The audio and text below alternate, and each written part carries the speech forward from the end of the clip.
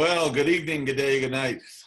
See you later. Sayonara. No, it's not true. I've started saying that because people are watching this all over the world in different time zones, and in my coaching and counseling work, talk to people in Australia. So it may be morning here, but it ain't in Singapore, probably. Anyway, so all that to say, we're here. This is our 7th episode, I believe. Is that right, gentlemen? This is number 8.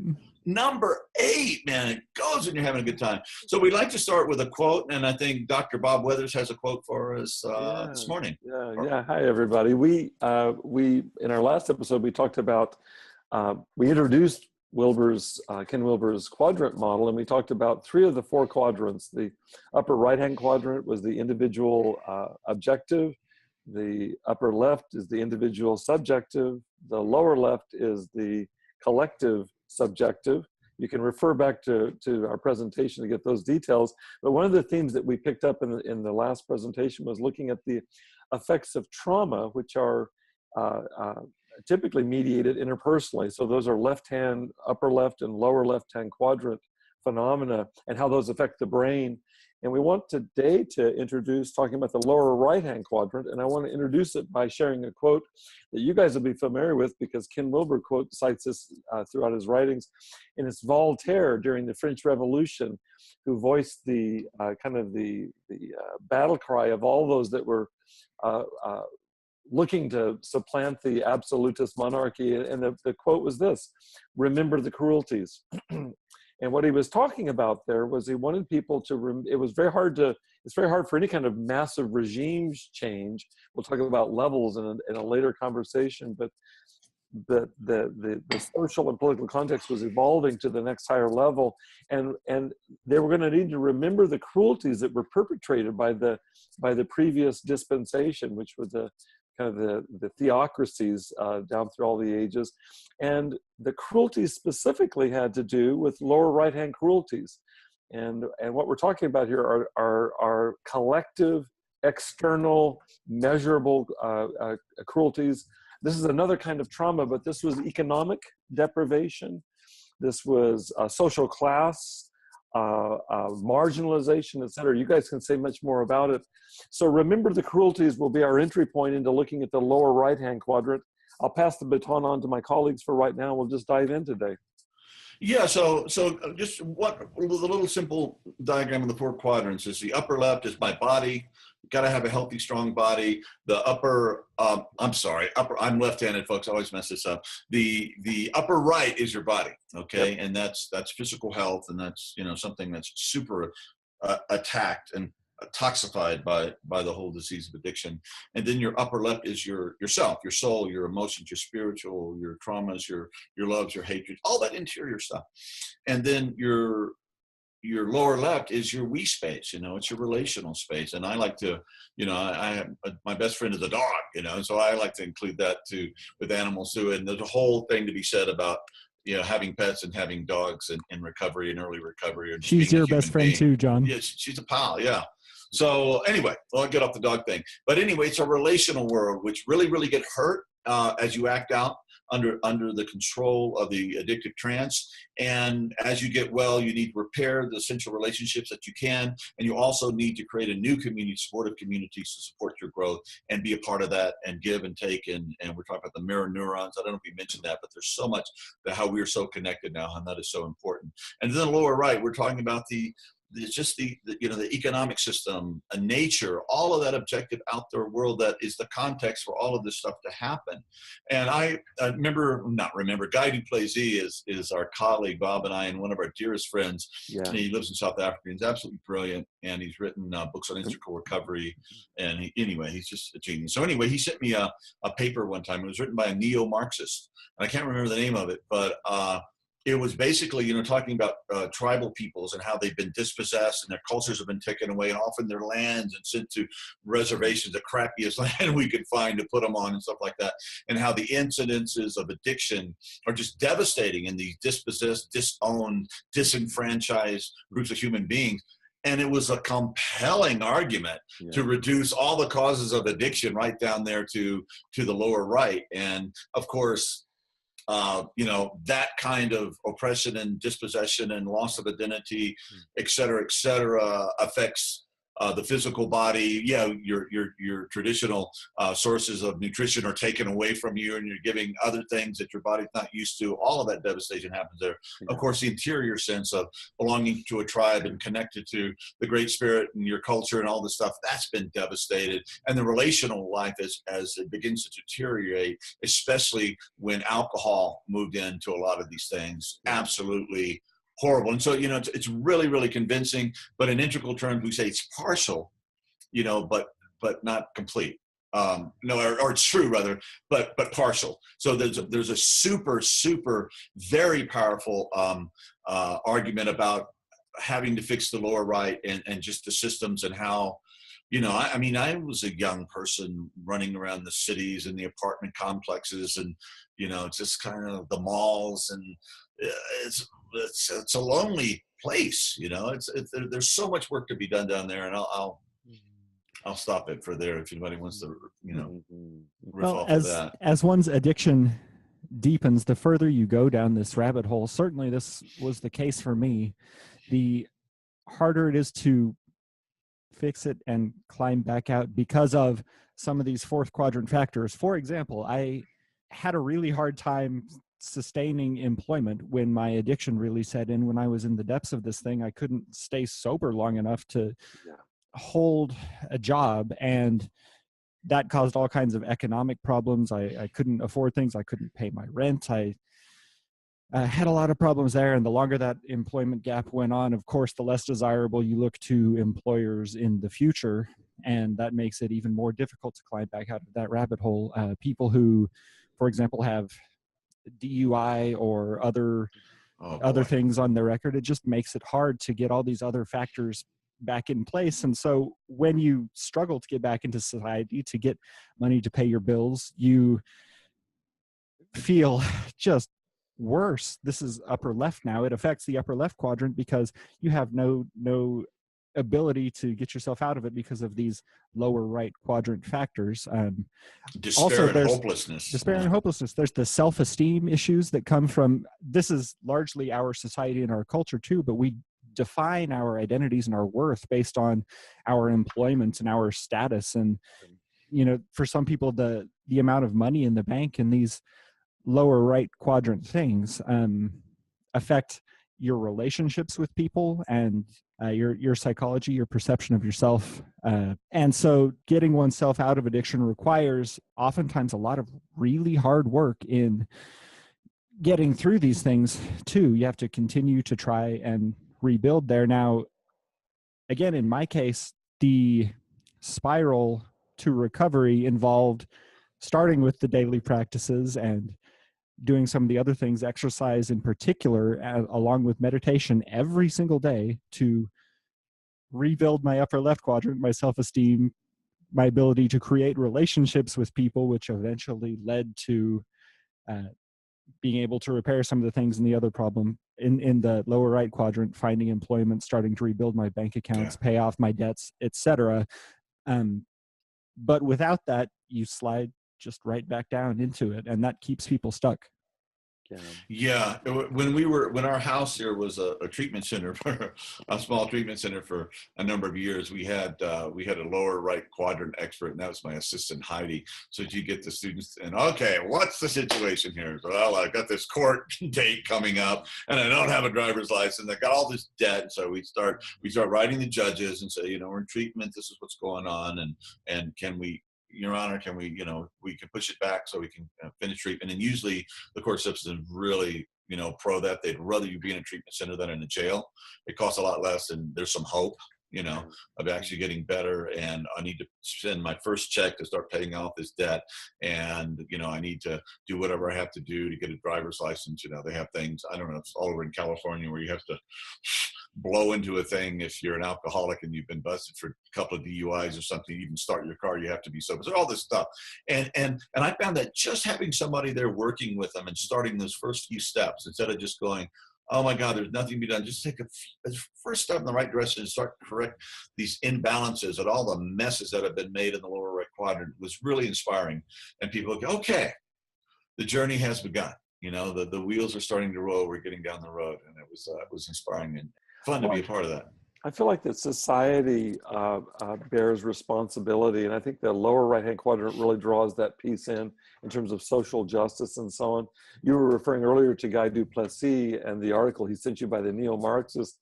Guy was the one that turned me on to the work of Bruce Alexander, psychologist up in Canada, who wrote a book called The Globalization of Addiction, which really addresses lower right-hand quadrant components of addiction.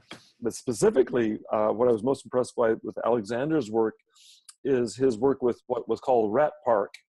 And so he took rats that were addicted and put them in an experience rich, a stimulating environment, and or took rats that weren't addicted and put them in a rich environment and exposed them to cocaine.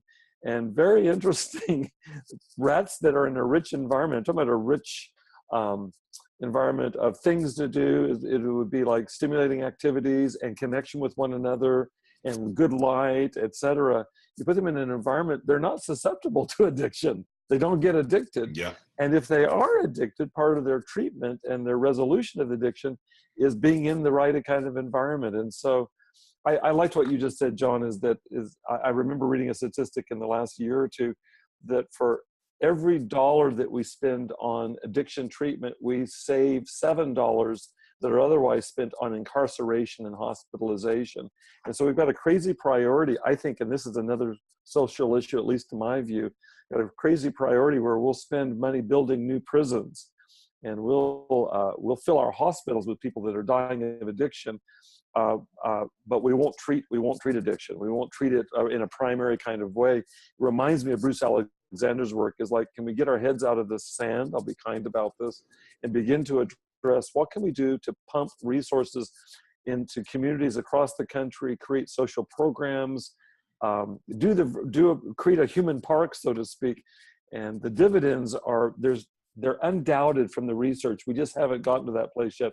We still moralize and legislate against addicts, and it's understandable. I understand the human reflex for sure in that, but in the process, we shoot ourselves in our own foot because we don't really. Yeah, and the whole system is so broke up. But this whole for-profit healthcare system, it shouldn't be for profit. You don't treat Granny because you can make a buck. You treat Granny because she's a grandmother and she should have our love and support. Yeah, and the for-profit prisons and the for-profit, all this is just, my God, some things are great for profit. You want to sell iPods or whatever, that's all good and well. But there's certain things, you don't want a for-profit Marine Corps, you don't want a for-profit police department, how much you're going to, can you imagine the fire department, how much money you have, quick, give me a credit card, we'll respond. What? It's ridiculous. Yeah, you're right. Have you guys ever read the book Jennifer Government? No. By a fellow named Max Berry. It's a interesting kind of speculative near future science fiction book about a society where all that is taken to extreme, and the police department and the government and everything else are private for-profit institutions, and the ramifications of that as the story develops. The ramifications of what we have now, basically. It broke. But Jennifer Government? Jennifer Government. Yeah, it's a really interesting read. But what you were building on the happy rat, the happy rat environment, during the Vietnam War, there were like hundreds of thousands of soldiers that were getting addicted to heroin over there just to cope with the horrors of that war. And they thought then they were going to come back and we were just going to be flooded with all these heroin addicts. Right. And oh my God, what do we do? We have a treatment center? How are we going to cope with this? Throw everybody in jail? And they came back, and the problems that they were predicting really didn't materialize, because when people got back to hometown USA and got to their families and got back into the world, they stopped taking heroin. By and large. Now some didn't, but the majority did. And again, that is it's such a argument for folks. Let's figure it out. Let's figure out how to have a healthy world that's not. I mean, profit's great, okay, wonderful, but that we build our civilization and then we build our lower left quadrant on wisdom. Wisdom. And somebody once said, my religion is wisdom. And I went, that's a pretty good religion. Yeah, I could buy into that, So that has to be the thing. And if we want to get into the lower right situation in the United States, because, that's a perspective that we're speaking from. And I know a little bit about some other countries that I've visited, but it's just awful. It's just, And Obamacare opened it up to, you know, the insurance companies have to pay for a drug treatment, even if you have a body before you start buying insurance, because, you know, because of disease. And so that allowed, a lot of people jumped on that wagon because there was money to be made. And I suppose that's good. And now we're, you know, the beginning of the Trump era, and their main promise is to destroy Obamacare. And, you know, you destroy it, replace it with something better. I'm fine with that. Yeah. But what's going to happen? And so that was a huge kind of a nudge in the right direction. Still a lot to be done, but generally it's been, when I wrote my book, I think we said in 2005, like $198 billion, $195 billion were spent on drug rehab and treatment, and that year, and in the same year, there's been like $98 billion was spent on cancer treatment. And that, you know, with that $198 billion, only like 10% of the people actually needed treatment got it, and that treatment's not very effective. Yeah. You know. Yeah. So, you know, John, what something came up for me. Maybe you guys saw this. Came out last year by Michael Moore, the movie Where to Invade Next, and he goes to Europe and interviews people in Portugal, Scandinavia, Italy, and so on. And the things that we take for granted here in the U.S. as just being the way that it has to be are so upside down from, these were, as I said, Europeans. They look at this and they just scratch their head. Our approach to the ratio of work to leisure, our approach to medical health care, our approach to treating addiction, every one of these is taken on. Where to Invade Next, it really blew my mind in terms of just looking at it from a different perspective. If you're embedded in this culture and you've grown up in this culture, it really looks like this is the way things have to be. It is not the way things have to be. I'm right with you, John. Yeah, and until my 30s, I had lived, you know, like half my life outside the United States. I spent a lot of time living abroad, and now I'm getting older. It's been more, but I still travel a lot, you know, and abroad, and have lots of friends in the IAWAKE world and the ethical recovery world. And so I get a lot of feedback, and there's in Europe too, you know, they have done some really good things that we haven't done yet, but they're still struggling. And the whole addiction thing, the whole medical field has absolutely been a horrible failure to address addiction. In the United States, there's this huge plague of opioid addiction going on in the Northeast especially, but it's everywhere. Mm-hmm. And they said that 65% of everybody heroin users now were driven to addiction by prescriptions from their doctors who just don't get it, you know, and some were just being criminal. But I think that's a really ugly thought. I think a lot of it was just ignorance, you know, they just didn't know, and they weren't taught. John, I live in Orange County here in Southern California, and our county is the #2 county in the entire United States for opioid-related deaths. This is all prescription medications. The #1 county, because I do know of the Northeast because I've done work up there, but the #1 county is Dade County in Miami, in Southern Florida. The #2 county is Orange County. So it's just to suggest it's across the nation, and if it's not opioids, then it's the methamphetamine scourge of everything in between here in the Northeast. I see. I go into places of employment. I saw a guy in a grocery store here, and Wayne County was obviously a meth addict. You know, he was paranoid, had all the scabs, and he went to the line, and then he got freaked out and he ran out, and he was, you know, he was all shriveled, and you see it everywhere. And I asked the cop, the local sheriff, who's my friend, I said, "Do you want me to report this?" When I see this, he goes, "You know, we really can't do anything unless he gets in a car, then blah, blah, blah." And finally he just said, "John, just tell me. We'll deal with it," you know? So that just shows you kind of the despair of trying to treat addiction as a law enforcement problem. And obviously it is a law enforcement problem, but that's just one quadrant, if you will. You know, that's kind of doing the lower left, lower right thing. There was a Chinese anthropologist that came to the United States and studied American cultural patterns for a number of years. At the end of his study, he was asked to summarize, if you could put in one phrase or one term, what most characterizes the U.S. and differentiates it from every other country on the planet, what would be the term? His term was self-reliance, or individuality. Absolutely. Something about the way that we individualize addiction, and there's great value in doing that. Absolutely. Back to partial but not complete. But the way that we individualize it, I think one of the salutary impacts or influences of really taking the lower right-hand quadrant seriously is it opens up the heart of compassion. That when you look at individuals who, I'm thinking of sitting in a group with people that are gay, people that are of color, people that are, how can I have this individualistic view of their addiction and their recovery, and not take any heed for whatever's going on in the lower right-hand quadrant? Economic level, socioeconomic status, race, religion, all of that stuff. So I really find it really actually as a kind of a jumping off place for me to move into deeper compassion. And I guess there's a message in here, and John, you've been articulating it too, is that for those of us that work in the field of addiction recovery, that we really need to be fiercely advocating for our clients, including in the lower right-hand quadrant. That my background's in psychology. That is the quadrant that is most commonly neglected, for sure, in my profession. You'll get people in my profession that have got the upper right, the upper left, and the lower left. Very few people in my profession have any attention given at all in their training or building out intelligence in the lower right-hand quadrant. No, I'm exhibit A. I was trained as a therapist. We didn't learn diddly squat. No, we might have learned diddly, but definitely not squat. And that was we were probably a little more progressive than most schools. Learned a little bit, but not very much. And that's what shows up in your office all the time. It's like you don't learn anything about it, and that's what you deal with 80% of the time. So, and I was going to add, from kind of the Buddhist perspective and Christian perspective and recovery perspective, this thing for the Bodhisattva vow, nobody's enlightened until we're all enlightened. And Christian says nobody's saved until we're all saved. Nobody's sober until we're all sober. Or you want to just say an economic justice, nobody's wealthy until we're all wealthy. Yeah. Got it? Yeah. Okay. Wake up, people.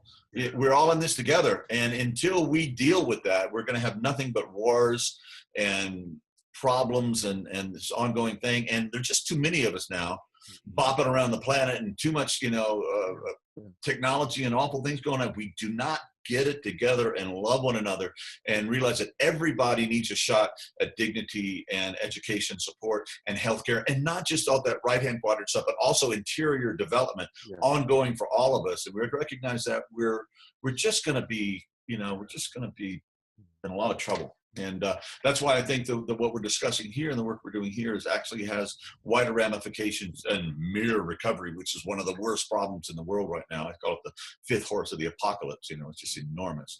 But this needs to expand out to everything we do.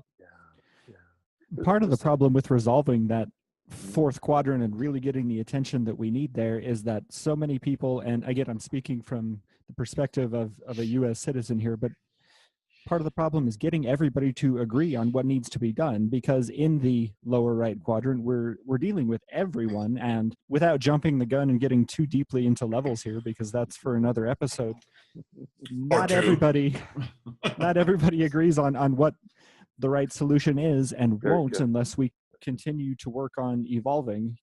Right now there are a lot of people out there who believe that, well, I got mine jacked, we don't need to help you. And that's a big part of why other folks continue to suffer, and why we can't all come together to take the actions that do require everyone to focus on. We're not enlightened until we're all enlightened.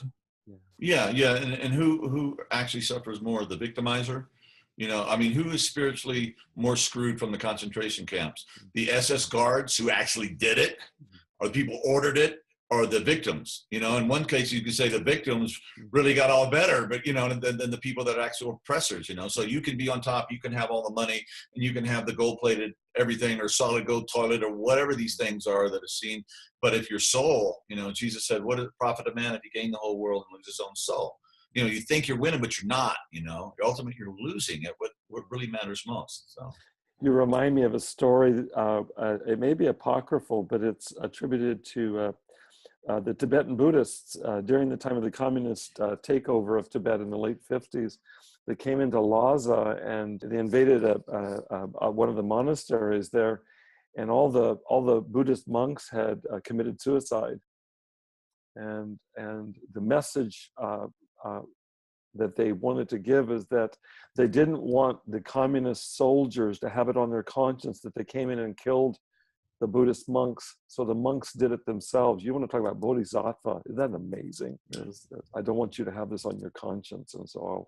God, that's a pretty high level of compassion, and it's true. It's like ultimately, I used to use this as a teaching story, and the question was just using something very obvious, how does a Jew forgive the Nazis? Okay. And saying this is not an academic thing. This is like your family was hauled off, in boxcars and hauled to concentration camps, which were there to exterminate, your culture, your people, and your grandmother and your grandfather. They died. They suffocated death on the boxcars. Your children, your wife, were killed and were hauled off, stripped, and put into these big, massive gas chambers that were supposed to be showers. And you survived somehow. Something, you had some skill they wanted to exploit or whatever. How do you forgive that? And people raise their hand. Well, you realize, that you have the same capacity to be an SS guard. We all have the capacity to kill and be sadistic or something like that. I said, well, yeah, that's true, but I never did that. Maybe I could have, but I didn't. So again, how do you forgive that? And so the only, and this is talking about a deeply spiritual lesson, gets back to what we said earlier, but the only point that this can really happen is when you get to that level or that depth where you realize that, oh, I am the Nazi. I am the Jew. And I've been doing this to myself the whole time. Oh God, forgive me. I forgot. And I think at that level of depth, at that level of the spiritual reality that we reach in our practice, the upper right and these quadrants combined, that we can really begin to come back as an individual and see things in a much different and deeper light. And we go, okay, it's you are me and I am you. The Beatles said it, way back when. And now we're kind of going to this time of stress where it's, it's all about nationalism and me and greed and, I got mine and you. We got to get beyond that. We got to get to that place that nobody's sober until we're also, nobody's recovered. It's not mere sobriety that we're talking about here. We're talking about waking up, showing up, growing up, cleaning up, all of that stuff, and being the people that we need to be to bring in a world that is fit for those who come after us, and not just humans, but all the life forms on this planet. So that's the challenge. And I guess that's kind of the depth that we need to go to. And you can't hit that all the time, but if you hit it often enough, it begins to inform and stabilize in that awareness. And then we fall into our little ego games and blah, blah, blah. We do all our stuff. Yeah, we're still human, but you can bounce back quicker when you realize that. And it's not a getting off the wheel of suffering, but it's a call for absolute total responsibility. Yeah, beautiful, John, what you're sharing. There's so much work in my field of psychology. There's so much attention being given to burnout and what's called vicarious traumatization. Therapists working with individuals, most of whom have experienced significant trauma. How do you not carry that yourself and eventually experience complete decimation? I thought of it earlier, Doug, when you were talking. It requires our deep fidelity to interior practice. The only way that I can attend to the lower right-hand quadrant, the cruelties of the lower right-hand quadrant, is to give myself over fully to upper left-hand quadrant discipline and practice. That's the only way. And I counsel therapists in training, you've got to attend to this dimension, mind, body, and spirit. And if you don't do that, you won't make it for 5 minutes in this field, because on the firing line, it will take your ass out. That's it. Yeah.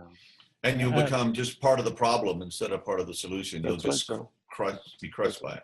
That's right. People who are committed to that lower right-hand quadrant work, to reforming the society we're living in and making things better for everyone and for the next generation, face a significant risk of that. And that's why it's particularly important to do it. It's frustrating when the really difficult changes that we're trying to make in this world seem not to go anywhere, because there's so much resistance to these things, and you do what you can to help make the world, and there's resistance everywhere. People don't like your ideas. People ridicule what you're doing. You try to understand and dialogue with people about things to understand their perspectives and where they're coming from, and to come to mutual understandings and you're met with resistance, that can be incredibly demoralizing. And the strength that is built through not only a meditative practice, but the resilience and the grit built through a physical practice and through all of the other integral practices that we do are just essential to staying the course and making the world the place that it needs to be for all of us to continue to live and for our children to continue to live. Yeah. You guys, may I share a poem just as we wrap up? You bet. It's to this point. You might be familiar with it. It's by D.H. Lawrence. It's just called Healing. You just reminded me of it, Doug, as you were speaking. He says, I am not a mechanism, an assembly of various sections. And it is not because the mechanism is working wrongly that I am ill. I am ill because of wounds to the soul, to the deep emotional self. And the wounds to the soul take a long, long time. Only time can help, and patience, and a certain difficult repentance. Long, difficult repentance. This is the last part. Realization of life's mistake and the freeing oneself from the endless repetition of the mistake which mankind at large has chosen to sanctify. Wow. Thank you. Brilliant. Just brilliant. Beautiful. Well, I think that is a good place to wrap this up. And thank you. And Bob, I love that. He's always quoting poetry. And that's like, every time you do that, I go, I got to start memorizing my poetry. Beautiful, beautiful. Any closing, anything from anybody? So, all right, you guys, we love you. Thank you so much. And we'll see you next time.